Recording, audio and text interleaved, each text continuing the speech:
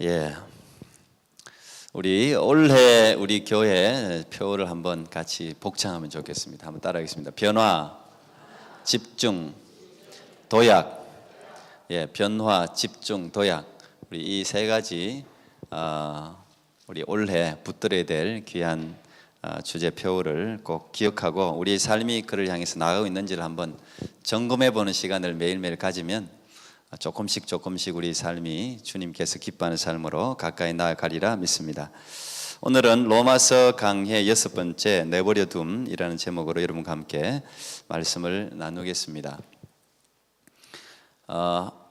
하나님은 우리를 사랑하십니다. 믿습니까?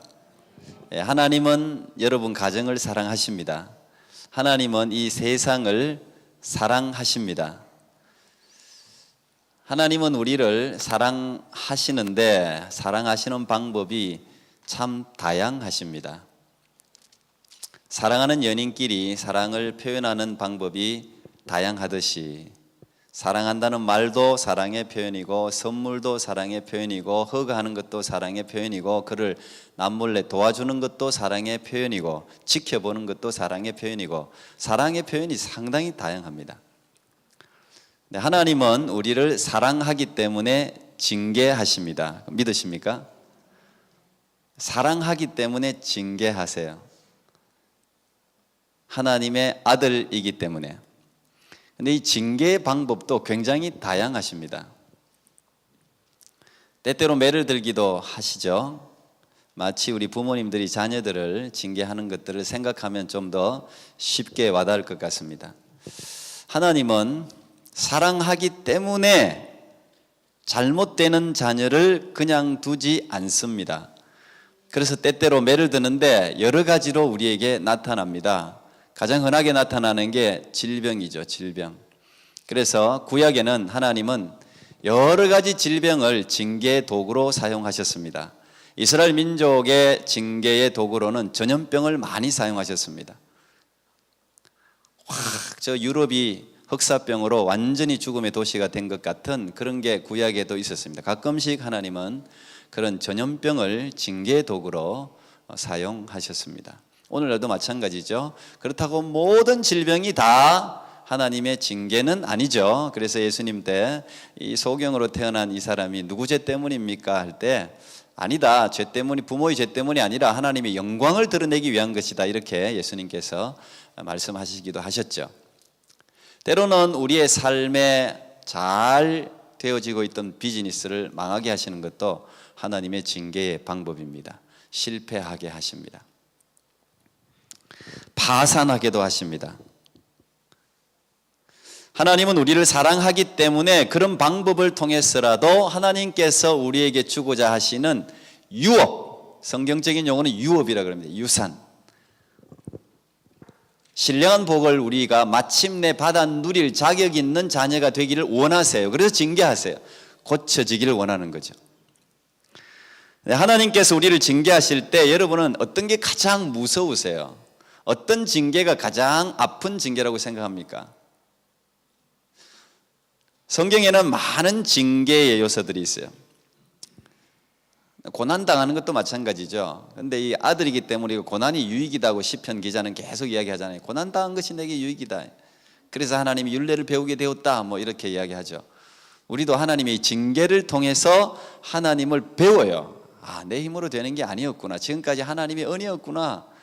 내가 이렇게 팔을 성하게 쓰는 것조차도 하나님의 은혜였구나 하는 걸 우리가 징계를 통해서 내 팔을 잃어버리면 한쪽 팔을 잃어버리게 될 때 알게 되는 거예요. 배우는 거예요. 근데 가장 무서운 징계가 뭐냐 하면 오늘 바울이 이야기하고 있는 이 내버려 둠이에요. 하나님이 우리에게 하시는 수많은 징계 가운데 근데 사람들은 이걸 몰라요. 병 중에 무서운 병이 전혀 아픔을 느끼지 못하는 병이 무섭습니다. 문둥병까지. 칼에 상처가 나도 전혀 아픔을 느끼지 못하는 거. 이건 무서운 병입니다. 치매 같은 것도 사실 그런 의미에서는 좀 무섭다고 우리 이야기하죠. 모르는 거 전혀 몰라요. 아파도 아픈 줄 모르고 몰라요. 근데 이 내버려 둠이 사실은 하나님이 징계하는 방법 중에서 가장 아픈 징계입니다. 무서운 징계예요. 그런데 사람들이 이걸 징계로 생각을 못하는 게 그게 또 징계예요. 부모가 자식들에게 매를 들 때는 그거 괜찮은 거예요. 매를 들어서 때릴 때는 그거 괜찮은 거예요. 그 자식들을 사랑하는 거예요. 그렇게 해서 고쳐지는 것은 괜찮은 거예요. 그런데 부모가 자녀들에게 내리는 가장 큰 벌은 포기하는 거예요. 포기하는 거예요. 버려두는 거예요.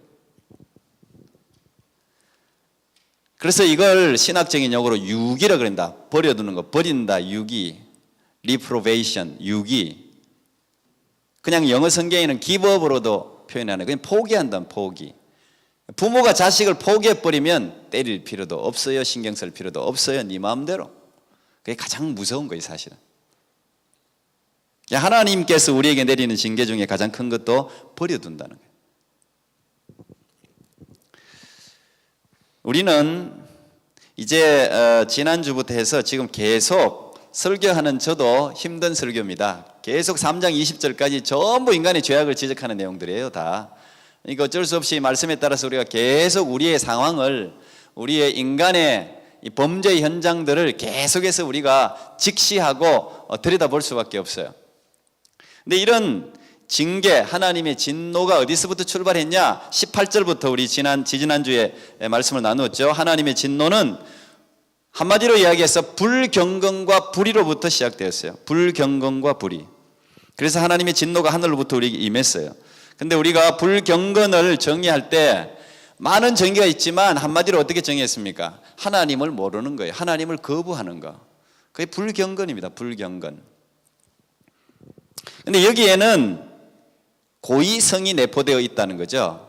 하나님을 몰라서 거부하는 게 아니고 하나님을 아는데 거부하기 때문에 징계가 오는 거예요.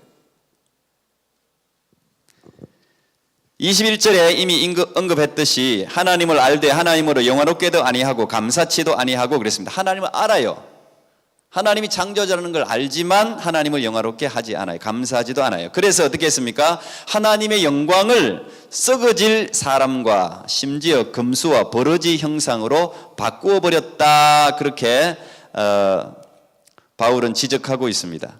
그리고 이어지는 말이 오늘 우리가 읽은 24절 그러므로 하나님의 형상을 금수와 버러지 형상으로 바꾸었기 때문에 그러므로 내려진 심판이 버려둠이에요. 내버려둠이에요. 신학적인 표현으로 유기예요. reprobation, 유기예요. 내버려뒀다. 24절이 그렇게 연결되는 것이죠. 근데 먼저 제가 지적할 것은 우리가 기억해야 될 내용이 있는데 이 내버려둠은 하나님이 인간을 정죄하기 위해서 정한 악랄한 형벌이 아니라는 사실을 우리가 먼저 기억해야 됩니다. 하나님이 관심도 없이 그냥 저 어디 황무지, 광야, 절벽, 사막 이런 데 우리를 던져버리려고 하나님이 정한 거다라고 알면 안 됩니다. 이 내버려둠은 하나님이 정한 형벌이 아니라 오히려 인간의 간절한 요구를 하나님이 들어준 거예요. 인간의 간절한 요구를 하나님이 들어준 결과가 그게 내버려둠입니다. 여러분 C.S. 루이스 나니아 연대기 등을 적은 C.S. 루이스의 책이 많이 번역됐습니다. 우리나라. 그중에 고통의 문제라는 책이 있어요. 거기에 보면 C.S. 루이스가 이렇게 말했습니다. 인간들은 그들이 요구한 대로 무지무지한 자유를 영원히 누린다 그랬어요. 인간들을 그들이 요구한 대로 하나님 앞에 그들이 요구한 대로 하나님이 그들에게 무지무지한 엄청난 자유를 줬다는 거예요. 그런데 그것 때문에 그들은 평생 영원히 노예가 되었다고 지적했습니다. 인간의 요구를 하나님이 가감없이 들어주는 것이 역설적이게도 인간에게는 가장 참혹한 형벌이라는 거예요. 이걸 역으로 이야기하면 인간의 마음에서부터 나오는 모든 요구를 들어주지 않는 것이 인간의 영원한 멸망을 막는 거라는 거예요. 생각해 보십시오. 마치 철없는 아이가 부모에게 뭘 많이 요구해요. 이것저것 다 요구해요. 누가복음 15장에도 둘째 아들이 아버지한테 아버지 죽지도 않았는데 재산 상속해 달라고 요구하잖아요. 아버지가 할 수 없이 들어주냐. 하도 요구하니까 이놈이. 그러니까 재산을 뚝 떼서 주잖아요. 그게 결국은 그에게는 형벌이었습니다. 형벌. 다 잃어버리잖아요.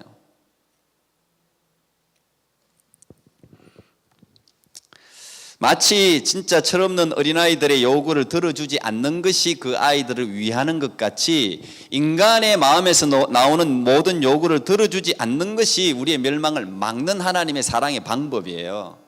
오늘 이 내용 안에는 그게 사실 굉장히 숨어 있는 거예요. 왜 그러냐 하면 인간의 마음에서 나오는 모든 요구는 지금 24절, 26절, 28절에 내어버린다는 단어가 반복적으로 나옵니다. 3번. 24절에 보니까 어디에 내어버려뒀어요? 더러움에 내어버려뒀다. 저희를 마음의 정욕대로 더러움에 내어버려뒀다. 그래서 더러움에. 26절은 어디에 내어버려뒀어요? 부끄러운 욕심에 내어버려뒀다. 던져놨다. 부끄러운 욕심에. 28절에는 뭐라 그랬습니까? 하나님께서 저희를 그 상실한 마음대로 내어버려뒀다. 이 상실한 마음은 물론 영어로는 그냥 부패한 마음으로 번역해놨는데 한마디로 하나님 두기를 싫어하는 마음이에요. 그 마음대로 그냥 그대로 내버려뒀다 이 말이에요. 내버려뒀다. 인간의 마음에서 나오는 대표적인 요구들이 이런 거라는 거예요. 더러움, 부끄러운 욕심, 부패한 마음. 그래서 에레미야 선지자는 에레미야 17장 9절에 만물보다 거짓되고 심히 부패한 것은 마음이라.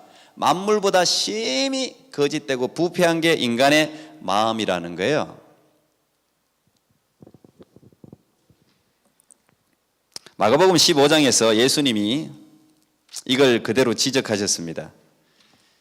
바리새인 사두개인들이 예수님 제자들이 떡을 먹을 때 손을 씻지 않았어요. 지금도 유대인들은 이 손 씻는 정결례가 굉장히 중요하잖아요. 이게 장로들의 유전이에요. 손을 반드시 씻어야 돼요.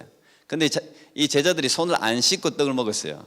그러니까 그것 가지고 장로 유전을 범했다니 율법을 범했다니 막 예수님께 따지고 들었습니다.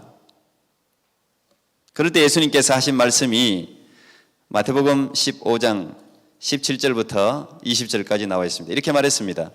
입으로 들어가는 모든 것은 배로 들어가서 뒤로 내버려지는 줄 알지 못하느냐. 입에서 나오는 것들은 마음에서 나오나니 이것이야말로 사람을 더럽게 하느니라. 마음에서 나오는 것은 악한 생각과 살인과 간음과 음란과 도둑질과 거짓 증언과 비방이니 이런 것들이 사람을 더럽게 하는 것이요 씻지 않은 손으로 먹는 것은 사람을 더럽게 하지 못한다. 하나님이 우리의 마음에서 나오는 걸 그대로 내버려 두면 우리의 마음에서 나오는 게 어떤 거라고요? 이런 거예요. 살인, 간음, 음란, 도둑질, 거짓말, 비방. 이게 진짜 더럽게 한다는 거예요, 이게. 예수님이 정확하게 인간의 마음의 폐부를 정확하게 지적하고 있는 거예요. 그래서 잠언 기자도 뭐라고 이야기했습니까? 무릇 지킬 만한 것보다 더욱 내 마음을 지키라. 내 마음을 지키라. 왜요? 생명의 근원이 이 마음에서 나온다. 마음에서. 그래서 이 마음을 인간의 상실한 마음, 인간의 간절한 요구대로 그대로 놔두고 그걸 다 들어주면요, 인간은 저절로 멸망해요. 저절로 멸망의 길로 자기가 달려가요. 그냥. 인간의 간절한 이 마음에서 나오는 부패한 요구를 들어줌으로 말미암아 나타나는 대표적인 죄악 2가지가 오늘 계속 사실 많은 죄악들을 열거하고 있지만 2가지로 추격하면 첫 번째 우상숭배입니다. 우상숭배. 2번째 성적 음란입니다. 음행입니다. 음행. 이 2가지 우리 마음 속에서 일어나는 이 마음의 요구들을 그냥 내버려 두면 딱 2가지로 요약하는 우상숭배와 성적 음란의 죄로 드러나요. 근데 여러분 우리 레위기를 배우신 분들은 알겠지만 레위기 율법대로 하면 어떻게 돼요? 우상숭배와 음행은 돌로 쳐서 죽이게 돼 있어요. 공개 처형하게 돼 있어요. 많은 죄악 중에서도 하나님이 가장 싫어하는 죄악 중에 하나가 우상숭배, 음행이에요. 음행. 그래서 구약에도 음행의 종류를 얼마나 많이 지적합니까? 이모하고 각 친척들끼리 그게 아주 읽기가 부끄러울 정도로 아주 자세하게 나열하고 있어요. 레위기는 성경이 위대하면 그거 아닙니까? 죄악을 숨기지 않는다는 거, 미화시키지 않는다는 거. 성경이 위대함이 거기 있어요. 단도직입적으로 직접 이야기한다는 거죠. 바울은 이 모든 죄의 근원이 불경건과 불이라고 앞에서 지적했습니다. 이 불경건은 제가 말씀드렸다시피 하나님을 모르는 거예요. 모르는 거에서 불경건이 와요. 그래서 하나님에 대한 두려움이 없는 거예요. 사실 경건이란 말은 fear라는 말이 있잖아요. 하나님을 두려워하는 게 경건이거든요. 하나님을 모르니까 하나님에 대한 두려움이 전혀 없어요. 이 땅에서 가장 심각한 죄악, 끔찍스러운 죄악을 저지를 수 있는 사람은 하나님이 없다고 하는 사람이에요. 하나님이 없다고 하는 사람은 어떤 죄든 지을 수 있어요. 이 세상에서 일어나는 모든 도덕적인 범죄를 줄일 수 있는 가장 탁월한 방법은 정말 우리가 실용적으로 접근하더라도 하나님을 두려워하면, 하나님의 존재를 믿으면 이 세상의 수많은 죄악들을 다 줄일 수 있습니다. 지난번에도 말씀드렸다시피 나라별로 하나님을 믿는 나라, 믿지 않는 나라 범죄율이, 하나님을 믿지 않는 나라 범죄율이 훨씬 높다 그러잖아요.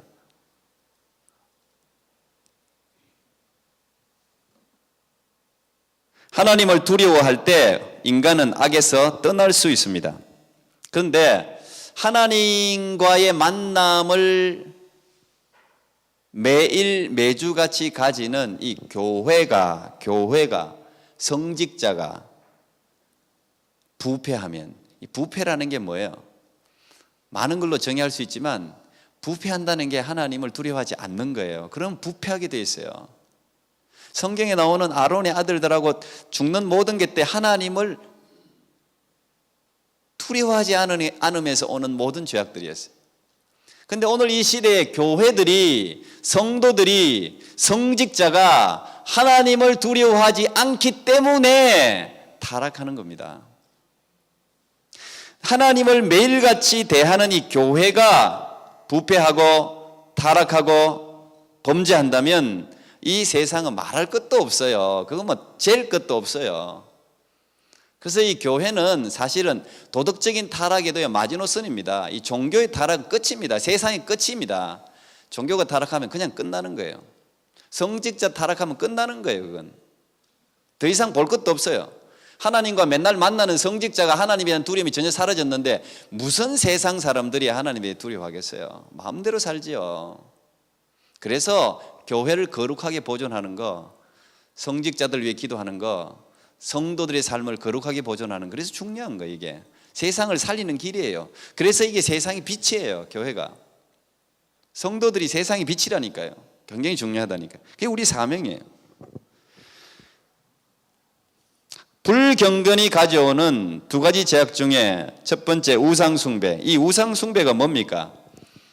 우상숭배를, 이것도 여러 가지로 정의할 수 있겠지만 간단하게 정의하면 하나님 자리에 다른 걸 대체해 놓는 거예요. 그게 우상숭배예요.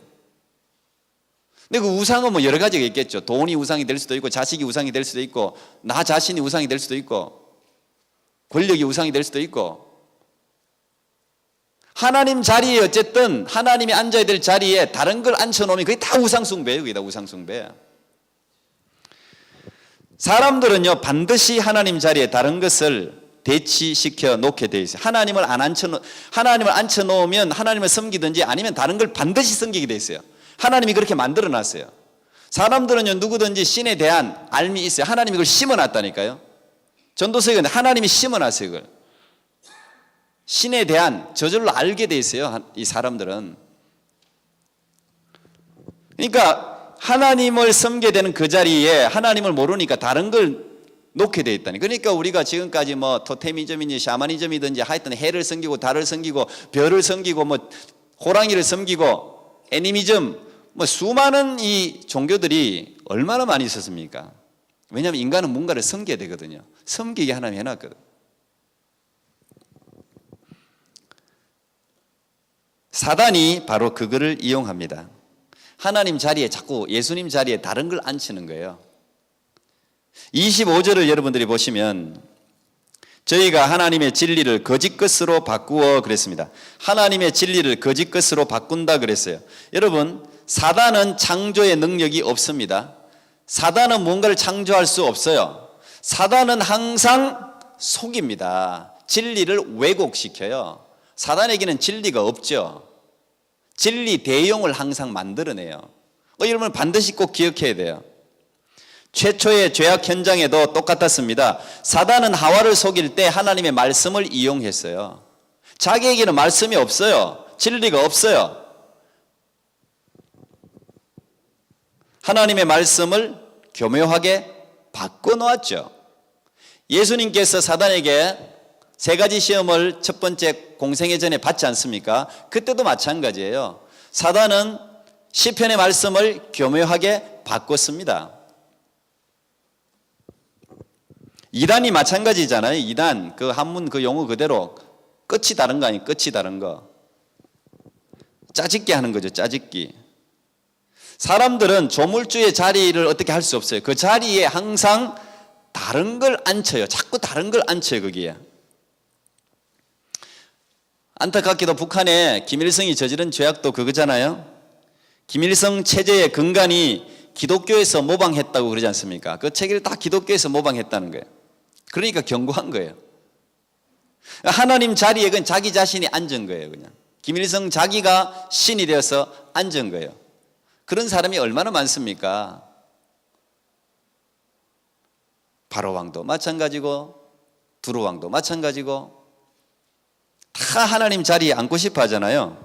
심지어 짐승들까지 그 자리에 올려놓지 않습니까? 이 성적 타락도 맞아요. 성적 타락. 음행. 이 음행도 우리가 더러운 짓, 더러운 행동, 그 죄악이 아니라 이 음행도 모든 죄를 대표하는 죄악인데 이 음행도 하나님이 만들어 놓은 질서를 바꾼 거예요.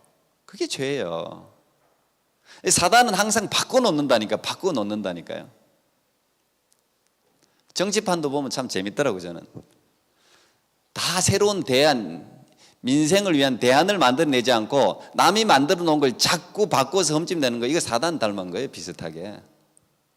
정치판들도 좀 비슷한 것 같아요. 제가 제일 사단이 우글거리는 게 정치판이라고 그러잖아요.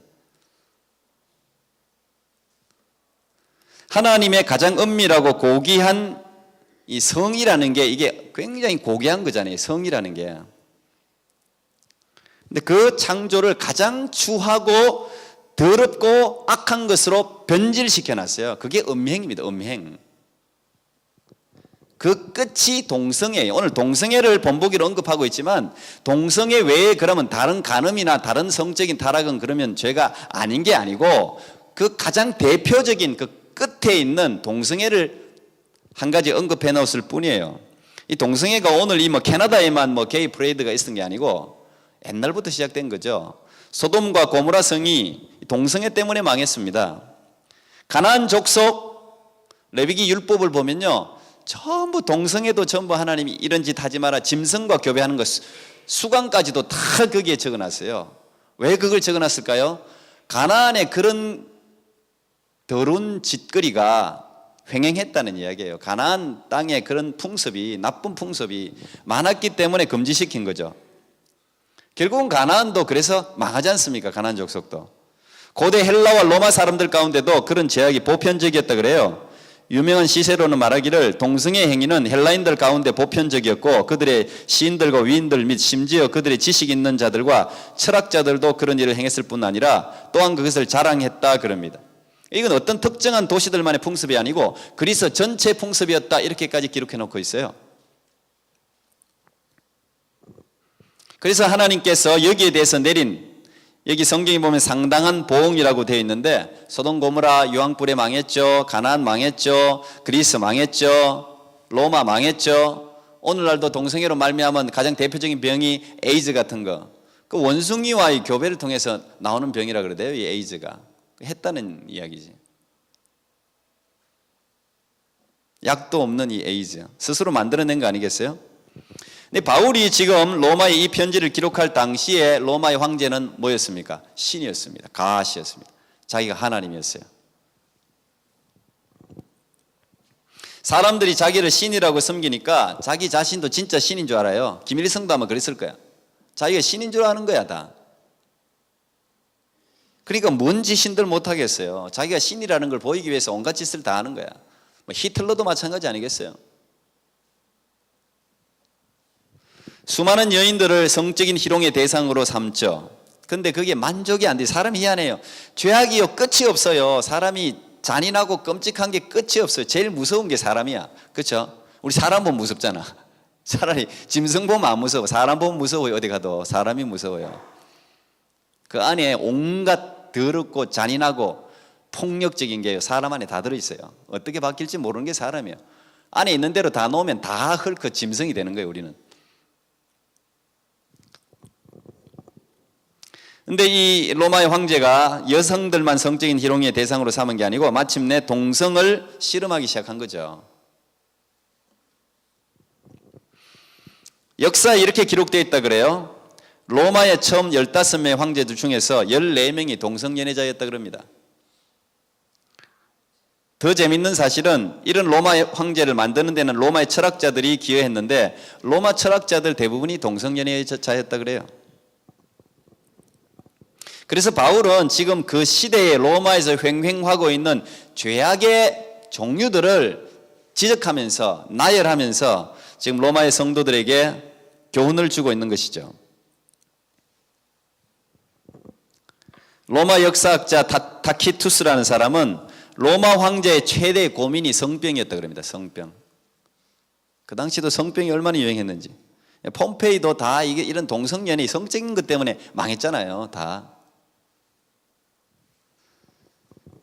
바울은 인간의 몸을 뭐라 그랬습니까? 하나님의 전이라 그랬어요. 하나님의 성전이 인간이라 그랬어요. 성전. 그래서 성경에도 음행은 용납하지 않았어요. 음행은 하나님의 성전을 더럽히는 행위예요. 성전을. 최악의 죄가 성적인 죄예요. 이게 하나님의 질서를 자꾸 파괴시키는 거예요. 오늘날 심각하게 퍼져나가는 거는 이제 이 종말이 점점 다가오고 있다는 거예요. 이런 동성애가 계속 퍼져나가면요. 이게 희한하게 지금 인터넷을 타고 이게 복음이 인터넷을 타고 세계 각지로 넘어가야 되는데 죄악들이 막 넘어가잖아. 이런 게 희한하게. 보편적인 가치가 되어버리는 거예요. 이게 잘못. 요즘은 아주 작은 사건까지 인터넷을 통해서 막 확산되면서 소수의 인권, 소수의 인권 때문에 다수의 인권이 무시되는 게 요즘이야. 나 희한하더라고 참. 동성애자들이 물론 우리가 구원해야 될 대상, 긍휼히 여겨야 될 대상이긴 하지만 그 동성애가 우리의 자식을 망치게 해서는 안 되죠. 막아야 되죠. 그들을 이해하고 긍휼히 여기고 사랑하는 것과 허용하는 건 천지 차이죠. 그걸 법으로 통과시켰어야 되겠어요? 망조지. 절대 안 되는 일이에요. 절대 안 되는 일. 교회가 그걸 분명하게 여러분 알아야 돼요. 그들을 무시하고 멀리하라는 이야기가 아니에요. 그 영혼은 불쌍하지. 그러나 동성애는 죄악이죠. 천벌받을 죄악이죠. 더 이상 퍼지면 안 되죠. 태어나면서 그런 사람이 몇 프로 있다 그럽니다. 1%. 아주 작은 퍼센트예요. 대부분 다 후천적인 거예요. 전부 후천적인 거. 우리가 만들어내는 거라고. 영화를 통해서 만들어내고 문화를 다 막아야 되는 거예요. 이게 다. 이게 망조예요. 망조. 종말이 되면 그렇게 되는 거죠. 인간의 몸이 얼마나 거룩한 하나님의 성전이라는 사실을 우리 아이들에게 자꾸 가르쳐야 돼요. 하나님이 인간을 징계하시는 가장 최악의 징계가 뭐라고요? 내버려 두는 거다. 근데 내버려 두는 건데 그건 하나님이 정한 게 아니라 인간의 요구, 마음에서 나오는 요구를 하나님이 들어주는 거라는 사실을 오늘 여러분에게 다시 한번 주지시킵니다. 근데 이 내버릴 때 여러분 생각해 보십시오. 부모가 자식을 포기할 때 좋은 마음으로 포기하는 부모가 있습니까? 물론 포기하지도 않겠지만 포기할 때는 찢어지는 거예요. 그게 찢어지는 거예요. 웬만하면 자식을 포기하겠어요. 찢어지는 거예요. 왜 포기하는 줄 아세요? 자식이 부모 말을 안 듣고 지 하고 싶은 대로 하고 싶어 하니까 내버리는 거예요. 하도 그걸 졸르니까 네 하고 싶은 대로 해봐라 말이야. 근데 그게 됩니까? 자기 하고 싶은 데 하면 멸망인 거예요. 그게. 사도 요한이 예수님께서 수많은 기적과 이사를 행했음에도 불구하고 사람들이 믿지 않았어요. 그래서 사도 요한이 이렇게 해석했습니다. 저가 능히 믿지 못한 것은 이 까닭이니 곧 이사야가 다시 일렀으되 저희 눈을 멀게 하시고 저희 마음을 완고하게 하셨으니 이는 저희로 하여금 눈으로 보고 마음으로 깨닫고 돌이켜 내게 고침을 받지 못하게 하려 함이니라. 무슨 말입니까? 한마디로 그들의 마음대로 상실한 마음대로 내버려 뒀다는 거예요. 그래서 사람들이 예수를 안 믿는다는 거예요. 그러면 역으로 생각해 봅시다. 우리가 예수를 믿는 것은 왜 예수를 믿는 거예요? 하나님이 마음을 부어줬기 때문이에요. 잡고 있기 때문에. 우리도 똑같아요. 우리도 그냥 우리 마음대로 내버려 두면 예수를 믿지 못해요. 우리도 죄악의 길로 달려가는 다 더러운 존재들이에요. 근데 하나님이 내버려 두지 않고 하나님을 아는 지식을 우리에게 주셔서 조명해 주셔서 예수님을 알게 해주는 거예요. 그게 성령께서 하시는 역할이에요. 그래서 우리가 예수님을 알게 되는 거죠. 이 유기는 나쁜 이 신학적인 용어가 아니고 하나님의 사랑이 그 안에 들어있는 것이죠. 그래서 선택과 유기는 항상 신학적으로 같이 나와요. 선택도 하나님의 주권이고 유기도 하나님의 주권이에요. 그러면 어떤 사람들이 이렇게 말할지 몰라. 나는 그럼 생각해 보니까 버려진 자네, 버려진 자. 어차피 뭐 죽을 거 내 마음대로 살자. 그러면서 마음 막 더 큰 죄악 가운데 빠져들어갈 수 있습니다. 근데 여러분 이걸 생각해야 돼요. 자기 자신을 판단할 수 있는 권한이 우리에게 없어요. 어떤 내가 예수님을 교회는 다니는데 회심의 변화가 내게 일어나지 않았기 때문에 예수님이 나는 그냥 버려둔 인간인가 봐. 내 아내는 버려둔 인간인가 봐. 내 아이들은 버려둔 인간인가 봐. 하나님이 버렸나 봐. 자기 자신도 그렇게 설정할 수 없고 다른 사람도 그렇게 단정 지을 수 없어요. 그건 우리 권한이 아니에요. 최종적으로 하나님이 누구에게 불순종의 형벌을 내리실지는 우리 아무도 몰라요. 십자가의 강도가 죽기 전에 예수님을 영접하고 낙원에 이르잖아요. 누구를 버렸는지 우리는 아무도 몰라요. 스스로도 몰라요. 자포자기해서는 안 된다는 이야기죠. 그게 다 하나님의 권한이에요.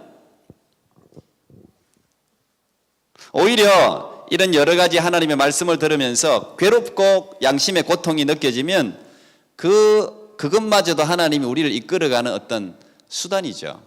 우리 마음속에 괴로움을 일으키는 것조차도. 여러분, 우리는 오늘 이 내버려 둠이라는 이런 아픈 교리를 통해서 하나님의 무한하신 사랑의 진리 하나를 깨닫습니다. 그건 무엇입니까? 하나님이 우리의 마음의 정욕대로 우리를 내버려 두지 않고 지금도 성령의 내주로 우리를 간섭하신다는 사실이에요. 그래서 우리가 전적 은혜를 이야기하는 것이죠. 우리가 착해서 우리 마음밭이 착해서 그런 게 아니에요. 성령께서 우리의 마음 저 깊은 곳에서 나오는 건요, 더러움, 정욕, 욕심, 상실한 마음, 부패한 마음 다 그런 거예요. 하나님이 우리의 마음대로 내버려 두지 않는 거예요. 마음의 은혜를 주는 거예요. 마음에. 주님을 마음에 모시면 주님께서 예수님의 의를 우리가 받아들이면 우리의 마음을 주님이 간섭하시는 거예요. 하나님의 마음으로, 그리스도의 마음으로 너희 안에 이 마음을 품으라. 곧 그리스도 예수의 마음이니 그랬잖아요. 예수의 마음으로 바꾸어 주는 것이죠. 그래서 우리는 예수님을 구주로, 하나님을 아버지로 이 자리에서 마음껏 부르면서 우리의 부패한 모습으로는 하나님 아버지 앞에 어떻게 가까이 나아갑니까? 여러분 마음을 스스로 열어서 보기만 하면 어떻게 고개를 들고 여러분 이렇게 빳빳하게 고개를 들고 십자가를 볼 수 있겠어요? 볼 수 없어요. 부끄러워서, 하도 부끄러워서. 그리스도의 의로, 예수 그리스도의 보혈로 가려준단 말이죠. 그래서 우리가 마음껏 이 자리에 나와서 주님을 찬양하고 하나님을 높이는 것입니다. 우리를 영원까지 이끄실 그 하나님의 열심을 찬양합니다. 우리가 그 하나님의 열심과 그리스도의 의를 받아들이므로 부패한 우리의 마음이 아니라 우리의 마음속에 역사하신 우리의 마음이 지성소가 되어서 하나님을 수많은 사람들에게 드러내는 그리스도의 향기로 빛으로 살아가는 여러분들이 될 수 있기를 축복합니다. 기도하겠습니다.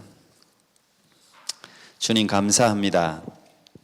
우리를 내어버려 두시지 않고 우리를 붙드셔서 오늘도 예수님을 알게 해주시고 우리의 부끄러운 모습을 보기보다는 우리의 부끄러운 모습을 다 덮어주시고 우리를 위해 십자가 못 박혀 죽어주신 예수 그리스도를 바라보는 은혜를 주신 것을 감사합니다. 하나님, 이 놀라운 그리스도의 의를 받아들임으로 믿음으로 승리하며 이 세상 가운데 그리스도의 의를 전파하는 하나님의 사람으로 살아가는 우리 모두가 되게 해 주시옵소서. 오늘도 우리의 모든 마음 저 부패한 깊은 곳에 있는 죄악들을 예수 그리스도의 보혈로 다 용서하시고 새로운 마음으로 우리를 일으켜 세워 주옵소서. 예수님 이름으로 기도합나이다. 아멘.